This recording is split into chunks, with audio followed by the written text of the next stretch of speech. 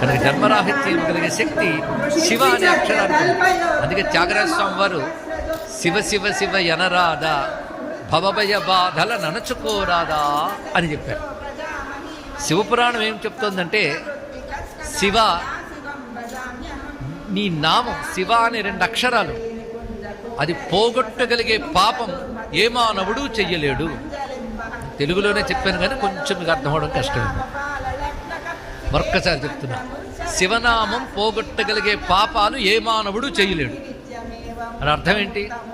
మీరు ప్రతి క్షణం విరామం లేకుండా ఎన్ని పాపాలు చేసినా అన్ని పాపాన్ని క్షణకాలంలో దగ్ధం చేయగలదు శివనామం. మొత్తం దగ్ధం చేసి ఇంకేమున్నాయి చెప్పు దగ్ధం చేయడానికి అడుగుతుంటా.